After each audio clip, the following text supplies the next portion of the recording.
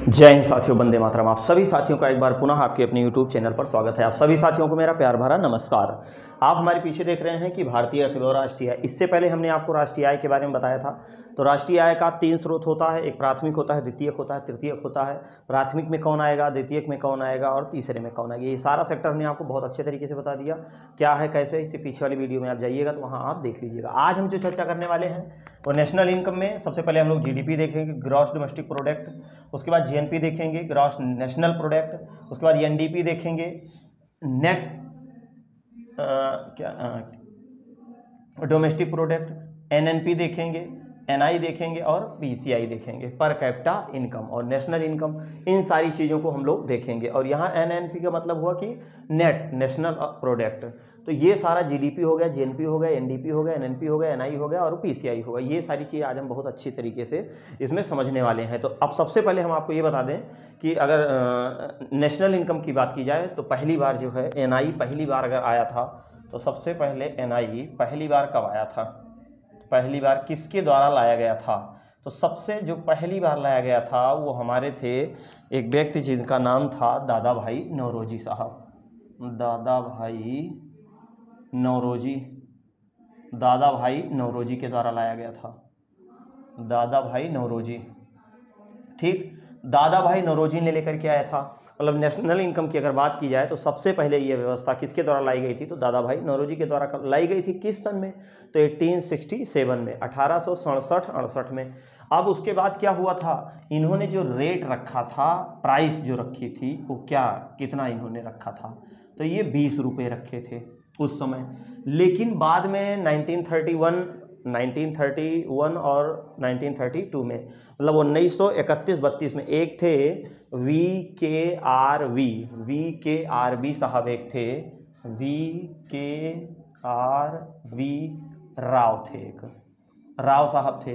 इनके द्वारा जो निर्धारित की गई थी वो 1931-32 में इनके द्वारा निर्धारित की गई थी। वो कितना निर्धारित की गई थी, 62 रुपीज़ इनके द्वारा निर्धारित की गई थी। तो NI को, नेशनल इनकम को सबसे पहले लाने का श्रेय दादा भाई नौरोजी के, और उस समय इसका जो रेट निर्धारित किया गया था वो 20 रुपये निर्धारित किया गया था। इसका जो समय था वो 1967 से 68 में था। लेकिन अगर ये पूछे कि वैज्ञानिक आधार पर, तो वैज्ञानिक आधार V से वैज्ञानिक, V से VK आपको यहाँ पर दिख जाएगा। तो जो VK राव साहब हैं ये किस आधार पर है, वैज्ञानिक आधार पर, वैज्ञानिक आधार पर, ठीक। ये तो आपका ये हो गया कि इस समय आया। अब सवाल ये बनता है कि राष्ट्रीय, मतलब भारत में राष्ट्रीय समिति का या राष्ट्रीय आय समिति का गठन कब होता है, तो 1949 में। तो यहाँ हम लोग सबसे पहले लिख लेते हैं भारतीय राष्ट्रीय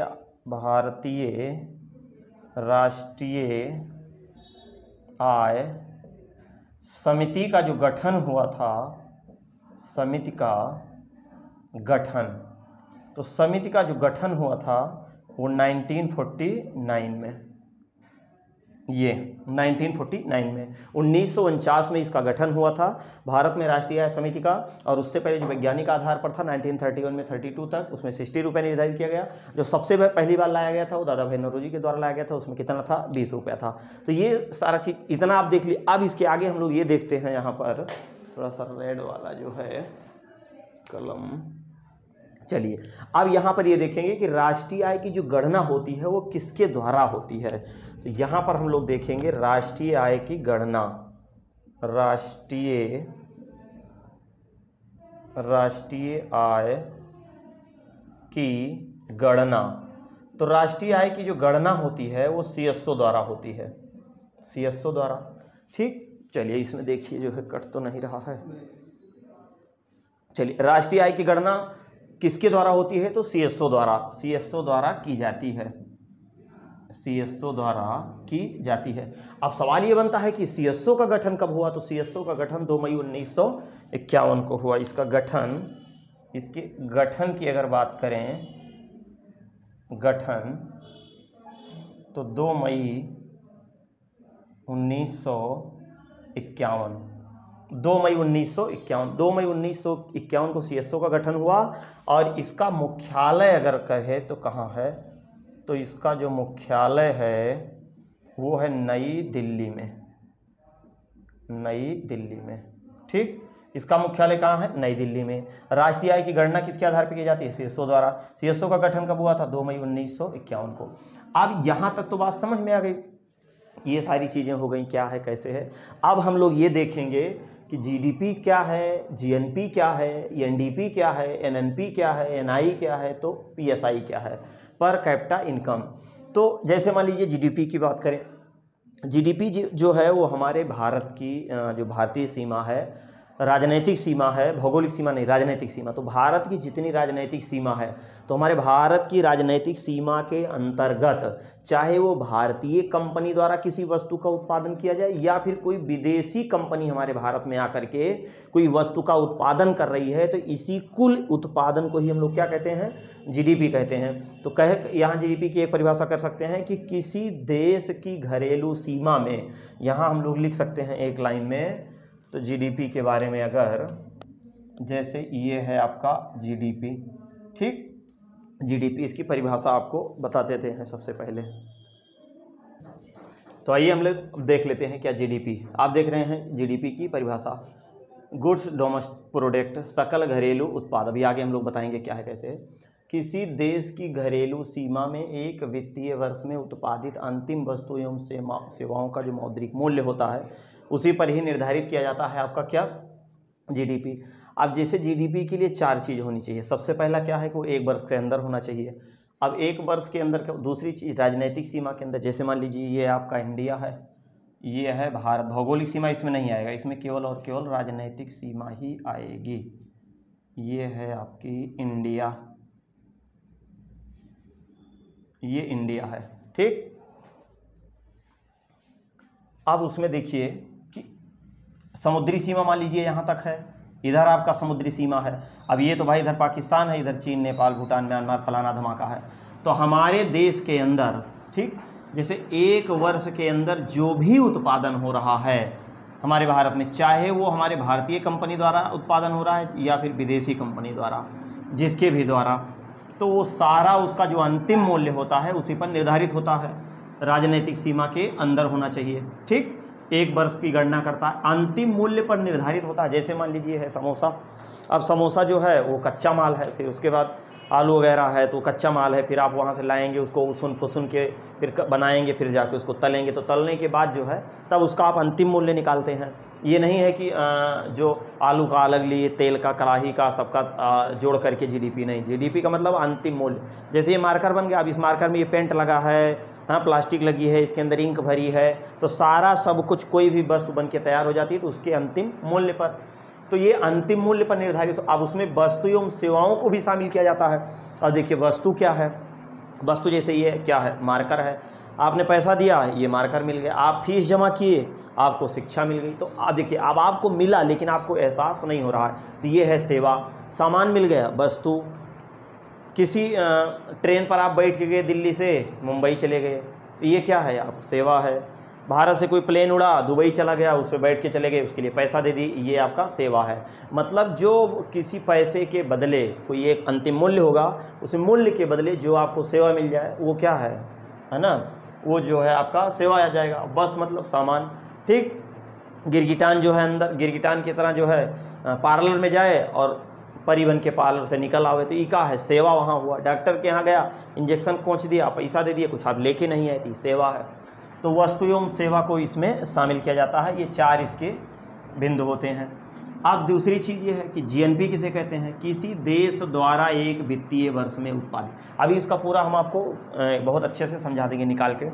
किसी देश द्वारा एक वित्तीय, वही है कि 1 वर्ष के अंदर अंतिम वस्तुओं एवं सेवाओं का मूल्य, इसमें भारत में विदेशी द्वारा प्राप्त, जैसे मान लीजिए कोई दुबई गया है, मान लीजिए सोहन, कोई है सोहन बाहर गया है, बाहर से कमा के लेकर के आया पैसा, मान लीजिए 10 रुपया लेकर के आया।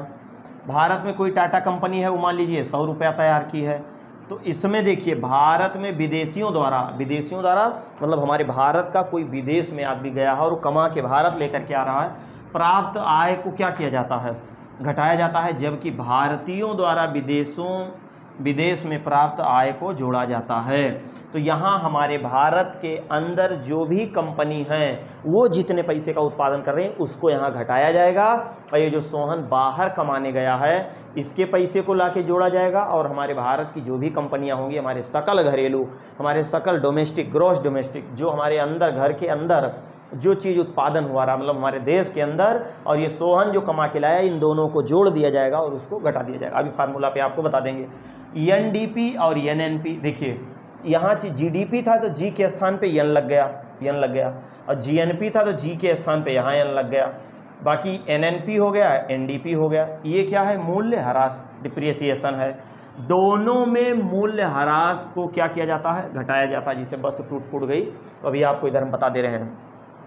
एनआई क्या होता है? जब एनएनपी को मार्केट प्राइस से बदल करके और फैक्टर प्राइस पर निकाला जाता है तो उसी को क्या कहते हैं? एनआई कहते हैं, मतलब नेशनल इनकम। अब नेशनल इनकम निकालने के लिए तो नेशनल इनकम बराबर NNP minus indirect tax. Indirect tax मतलब अप्रत्यक्ष कर, जो जीएसटी में नहीं जोड़ा गया उसको हटा दिया गया है, प्लस सब्सिडी, जो गैस वगैरह पे सब्सिडी मिलती है। तो एनएनपी में से इनडायरेक्ट टैक्स को घटाया जाएगा और उसमें सब्सिडी लाके जोड़ दी जाएगी, तो उससे हमारी नेशनल इनकम निकल के आएगी। तो ये तो आपको हमने परिभाषा बता दिया, और ये हम आपको बता दिए कि सबसे पहले किसने लाया, कितना रेट निर्धारित किया गया, फिर वैज्ञानिक आधार पर क्या किया गया था, राष्ट्रीय आय समिति का गठन कब किया गया, इसको कौन चलाता है, CSO 2 मई 1951 को इसका गठन हुआ, इसका मुख्यालय नई दिल्ली में है। ये सारा सब कुछ आपको बता दिए। अब आप इसका स्क्रीनशॉट ले लीजिए फटाक से, उसके बाद जो है हम दिखा देते हैं कि क्या क्या इसकी कैसे कैसे स्थितियां हैं। चलिए स्क्रीनशॉट ले लिए हैं आप। अब इधर हम लोग देख लेते हैं जीडीपी कैसे निकलेगा और एनएनपी। सबसे पहले तो ये भाई फार्मूला मुख्य होता है, परिभाषा तो ठीक है, परिभाषा 2-3 बार आप समझ जाएंगे, लेकिन अगर आप निकालना सीख जाएंगे तो जान लीजिए वो आपके लिए बहुत ही बेहतर होगा। और हमें चाहेंगे कि सरल भाषा में आपको बता दें ताकि चीज़ें आपको आसानी से समझ में आ जाए। चलिए पहली चीज़ तो ये जान लीजिए कि जो जीडीपी होती है वो ट्रिलियम पर आधारित होती है। ये ट्रिलियम के द्वारा निकाली जाती है, 1 ट्रिलियम, 2 ट्रिलियम, 3 ट्रिलियम, 4 ट्रिलियम। अब ये ट्रिलियम क्या होता है? तो ट्रिलियम में क्या होता है, 3 जीरो जो होता है शुरुआत का वो 1000 को प्रदर्शित करता है, और उसके बाद जो है 3 जीरो जो होता है वो मिलियन को प्रदर्शित करता है, फिर 3 जीरो जो होता है वो बिलियन को प्रदर्शित करता है, और उसके बाद जो जीरो होता है तो वो ट्रिलियम को प्रदर्शित कर रहा है। इसका मतलब कि एक अंक कोई लिखा जाए, एक संख्या मान लीजिए लिख दी जाए, और उसके बाद जो है जैसे 1 लिख दिया गया, अब ये कामा लगा दिया गया, यहाँ पर 3 जीरो लिख दिया गया, तो ये 1000 को प्रदर्शित करता है, ये आपको 1000 बताता है। कामा लगा दिया जाए, फिर 3 जीरो लिख दिया जाए, अब ये मिलियन को प्रदर्शित करेगा, फिर कामा लगा दिया जाए, फिर 3 जीरो लगा दिया जाए, अब ये बिलियन को प्रदर्शित करेगा, फिर कामा लगा दिया जाए, तो फिर 3 जीरो लिख दिया जाए, तो अब ये किसको प्रदर्शित करेगा? ट्रिलियम को। ये ट्रिलियम को प्रदर्शित करेगा। 1 2 3 4 5 6 7 8 9 10 11 12, तो इसमें टोटल कितने शून्य हो गए? 12 शून्य। तो ये ट्रिलियम पर निर्धारित होता है ना। आप देखेंगे जो है पूरे विश्व की जीडीपी, तो ये उसके दशमलव में लिखा रहता है, उसके आगे ट्रिलियम लिखा रहता है। ट्रिलियम में कितने शून्य हो गए? 12। तो 4 चीज़ों पर आधारित होता है, ये चीज़ हमने आपको बता दी। आप जीडीपी निकाला कैसे जाएगा? सबसे पहले तो ये हम लोग देखा जाए कि जीडीपी कहते किसे हैं? Gross domestic product.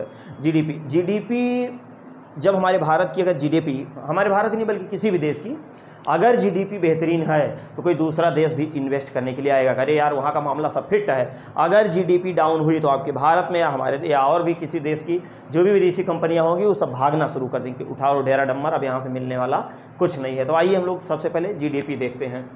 तो जीडीपी की अगर बात की जाए यहाँ पर, जैसे जीडीपी समझिए, और इधर हम जो है जीएनपी समझते हैं। जीएनपी, दो चीज़ को एक साथ समझते हैं, ये ऐसे ही कामा लगा दिया जाए। अब जीडीपी सकल घरेलू उत्पाद है, और भाई जीएनपी तो राष्ट्रीय है। तो जीडीपी की बात करें, जैसे भारतीय कंपनी इसमें आ गई, भारतीय कंपनी ने मान लीजिए 200 रुपया कमाया। विदेशी कंपनी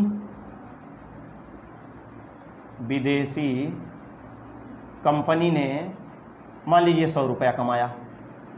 अंतिम मूल्य पर निकाला जा रहा है, तो कोई विदेशी कंपनी, भारतीय कंपनी है तो वो 200 रुपया कमाई, कोई विदेशी कंपनी हमारे भारत में आई तो 100 रुपया कमाई। यही क्या है हमारा? यही जीडीपी है। ठीक, अब बराबर दोनों को जोड़ दिया जाएगा तो ये कितना हो गया 300 रुपया। अब ये जो 300 रुपया हो गया यही हमारी क्या है जीडीपी है, GDP gross domestic product, gross domestic product, सकल घरेलू उत्पाद हमारे भारतीय सीमा के अंदर हमारी भारतीय कंपनी द्वारा उत्पादित किया गया प्लस कोई विदेशी कंपनी भारत में है उसके द्वारा उत्पादित किया गया, तो ये क्या निकल के आया आपका जीडीपी आया। अब देखिए ये पहली चीज़ तो ये जान लीजिए कि ये बड़ा होता है, जीडीपी जो है वो जीएनपी से बड़ा होता है और जीएनपी जो है वो छोटा होता है। इसे घरेलू में उत्पादन किया जाता है और ये राष्ट्र स्तर से उत्पादित किया जाता है। अब यहीं पर मान लीजिए कि कोई है सोहन और गया है पूरा विदेश कमाने, वहाँ से 50 रुपया बचा के लेकर के आ रहा है। तो चलो भैया सोहन को भी देख लिया जाए। ये जो सोहन है ये 50 रुपया कमा के लाया है लेकिन विदेश से लाया है, विदेश से। अब बताइए ये जुड़ेगा कि नहीं जीडीपी में, तो ये इस जीडीपी में नहीं जुड़ेगा। क्यों?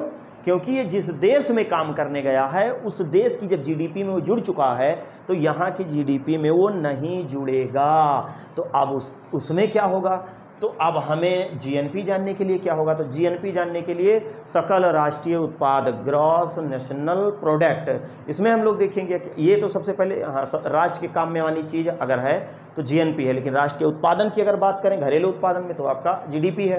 तो जीएनपी निकालने के लिए जीएनपी बराबर देखिए जैसे ये आपका जीएनपी है, अब जीएनपी आपको निकालना है तो सबसे पहले हम लोग यहाँ फार्मूला देख लेते हैं।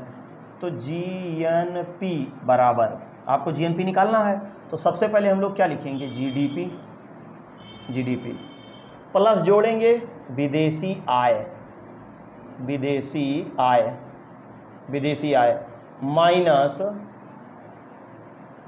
माइनस विदेशी कंपनी, विदेशी कंपनी द्वारा उत्पादित भारत में आए, भारत में आए। मतलब क्या हुआ कि जीडीपी आपका कितना है 300 रुपया। अब देखिए जीडीपी आपका कितना है, ये देखिए 300 रुपया निकल के आया। ठीक, क्या निकालना है हम लोगों को, जीएनपी निकालना है। जीडीपी कितना आ रहा है 300 रुपया प्लस सोहन कितना कमा के लाया है 50 रुपया, ध्यान दीजिएगा। अब जीएनपी आपको निकालना है तो टोटल जीडीपी आपकी कितनी है 300 रुपया।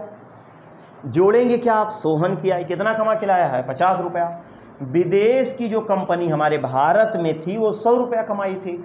अब माइनस हम लोग क्या करेंगे 100, मतलब विदेशी कंपनी द्वारा उत्पादित भारत में आय कितनी हुई थी 100 रुपया हुई थी। तो अब यही हमारा क्या निकल के चला आएगा, तो जो ये आपका आया तो जब ये इधर जुड़ जाएगा तो ये हो जाएगा 350 और 350 में से देखिए अब इसको आप जोड़ देंगे तो ये हो जाएगा 350, 350 रुपये में से आप क्या करेंगे 100 रुपया घटा देंगे।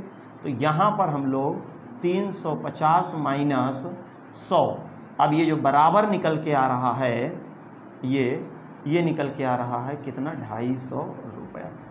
ये हमारा क्या हो गया, ये हमारी हो गई जीएनपी।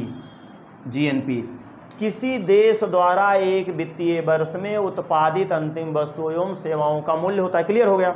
इसमें भारत में विदेशियों द्वारा प्राप्त आय को घटाया जाता है। भारत में विदेशियों जो विदेशी कंपनी आई है उसकी आय को क्या कर दिया जाता है, घटा दिया जाता है। जबकि भारतीयों द्वारा विदेश में प्राप्त, मतलब हमारे भारत का जैसे सोहन है वो विदेश में गया था कमाने के लिए तो उसकी आय को यहाँ क्या किया जाता है, दोनों को जोड़ दिया जाता है। तो ये आपके क्या निकल के आया जीएनपी और इधर आपका क्या निकल के आया जीडीपी। तो जीडीपी आपने देख लिया, तो जीडीपी बराबर भारतीय कंपनी के द्वारा उत्पादित प्लस भारत में कोई विदेशी कंपनी आई है तो उससे जो उत्पादित होगा वो सारा सब कुछ हमारा क्या होता है, जीडीपी होता है। अब इसमें बड़ा कौन होता है, तो भाई घरेलू उत्पाद जो है, ये सीधी सी बात है बड़ा है। आपका अगर बड़ा सब कुछ रहेगा तो आप तभी तो लोग यहाँ आएंगे। ये क्या है, छोटा होता है लेकिन ये राष्ट्र पर निर्धारित होता है और ये जो है अपने घरेलू पर। अब हम यहीं पर देख लेते हैं डिप्रिसिएशन, मूल्य ह्रास। तो आप यहाँ देख लिए जीडीपी, जीडीपी आप देख लिए, आप जीएनपी देख लिए। अब एनडीपी और एनएनपी देख लेते हैं। यहाँ हमने लिखा है एनडीपी एवं एनएनपी दोनों में मूल्य ह्रास को क्या किया जाता है, घटा दिया जाता है। मान लीजिए इत्तेफाक से अब यहाँ हम लोग निकाल देते हैं, इसको यहाँ से लाइन बना देते हैं। ये देखिए, अब यहाँ हम लोग निकालेंगे क्या, यहाँ जीडीपी है तो यहाँ एन लगा देंगे, एनडीपी हो जाएगा। यहाँ जीएनपी है तो जी हटा के एन लगा देंगे, ये हो जाएगा एनएनपी। दोनों में मूल्यह्रास को घटाया जा रहा है। देखिए अब एनडीपी निकालने की क्या है, एनडीपी के निकालने के लिए जैसे मान लीजिए भारत में भारतीय कंपनी द्वारा जो है, मान लीजिए टाटा के द्वारा कोई वस्तु उत्पादित की गई, अब उसमें पता चला 10 वस्तु खराब हो गई, घिस गई, ह्रास हो गया, ख़त्म हो गई, तो इसमें जीडीपी माइनस क्या करते हैं, डिप्रीसिएशन, जो ह्रास होता है। तो यहाँ जीडीपी माइनस मूल्यह्रास, जो भी मूल्यह्रास है, यहाँ भी वही स्थिति होगी, लेकिन थोड़ा सा इसमें और इसमें अंतर है। मान लीजिए भारतीय कंपनी का जो भी 200 रुपया था, इसमें मान लीजिए 10 रुपये क्या हो गया, नुकसान हो गया, घिस पिट गया। विदेशी कंपनी का मान लीजिए इसका 5 रुपया था, ये 5 रुपया, ये आपका घट गया। अब देखिए तो 200 जो निर्धारित किया गया था उसमें कितना घटा, 10 रुपया इसका घटा, 5 रुपया इसका घटा, टोटल कितना आ गया, 15 आ गया। टोटल जीडीपी आपकी कितनी निकली है, 300 रुपये, माइनस कर देंगे। अब बताइए सोहन जो कमा के लाया है का उसमें थोड़ी नहीं टूट फूट, अरे वो तो कैश लेकर के आया है, उसमें थोड़ी नहीं टूट फूट होगा। तो हमारे भारत में भारतीय कंपनी के द्वारा उत्पादित कोई खराब वस्तु को इकट्ठा कर लेंगे, कितनी है टोटल। विदेशी कंपनी जो हमारे भारत में आके प्रोडक्ट उत्पादित कर, जैसे मान लीजिए एलजी, उसका 5 सामान गड़बड़ हो गया, 5 इसका घिस पिट के खराब हो गया, टूट फूट के खराब हो गया, टोटल कितना आ गया, 15 आ गया। 300 रुपये में से अब 15 हम लोग यहाँ क्या करेंगे, निकाल देंगे। तो 300 माइनस 15 बराबर 285 रुपया, ये 285 रुपया। ये आपका क्या निकल के आया, NDP, net domestic product. NDP ये क्या है आपका, नेट डोमेस्टिक प्रोडक्ट।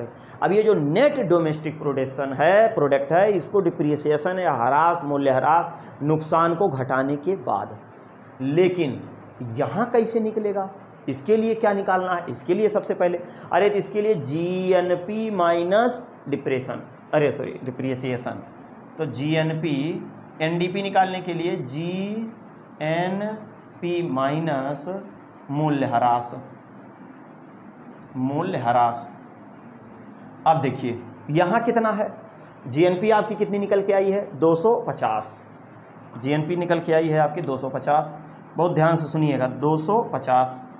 मूल्यह्रास देखिए, ये 20 रुपया, ये 10 रुपया यहाँ है और 5 रुपया ये है, लेकिन ये जो विदेशी कंपनी द्वारा उत्पादित है इसको तो हम ऑलरेडी यहाँ पहले ही घटा दिए हैं।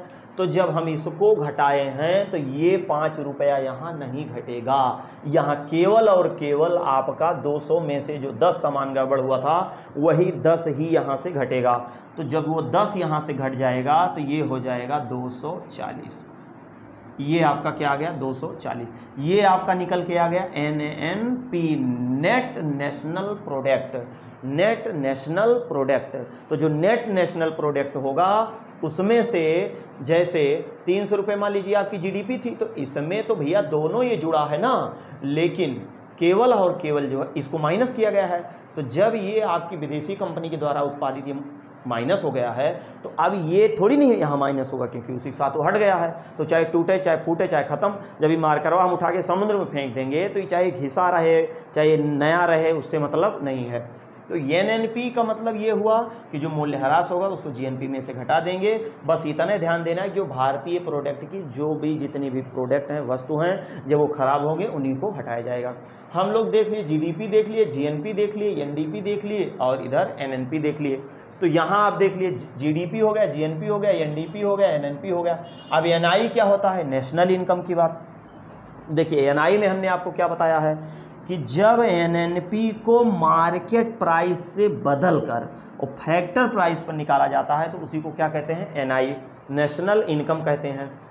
अब NI निकालने के लिए NI बराबर NNP minus indirect tax plus subsidy. तो यहाँ हम लोग एक लाइन लिख सकते हैं कि NI निकालने के लिए NI बराबर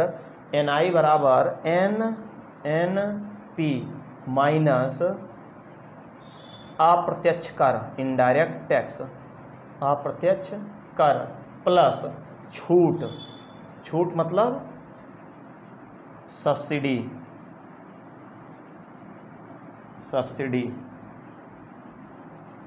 ये सब्सिडी, ये आपका क्या निकल के आएगा NI।